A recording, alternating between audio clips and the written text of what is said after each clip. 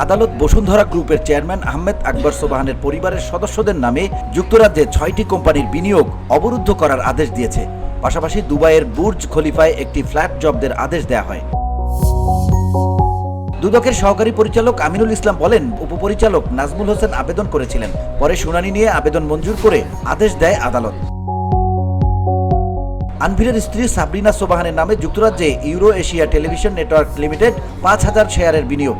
আনভিরের ভাই বসুন্ধরা গ্রুপের পরিচালক সাফওয়ান সোবহান তাসভিরের নামে যুক্তরাজ্যে গ্লোবাল মাল্টি ট্রেড লিমিটেডের বিনিয়োগ অবরুদ্ধ করতে বলা হয়েছে। এছাড়া দুবাইয়ের বুর্জ খলিফায় 11 নম্বর ফ্লোরে আনভিরের নামে থাকা ফ্ল্যাট জব্দের আদেশ দিয়েছে আদালত।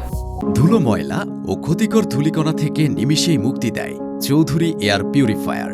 এর শক্তিশালী সাকশন ঘরের কোনায় কোনায় লুকিয়ে থাকা সকল ধুলা টেনে ফিল্টার করে এবং বের করে আনে নির্মল ও স্বাস্থ্যকর হাওয়া। দুদকের আবেদনে বলা হয়, বসুন্ধরা গ্রুপের চেয়ারম্যান আহমেদ আকবর সোবহান এবং তার পরিবারের সদস্যদের বিরুদ্ধে অবৈধ সম্পদ অর্জন এবং অর্থ পাচারের অভিযোগের তদন্ত চলছে। VOD Bangla news desk.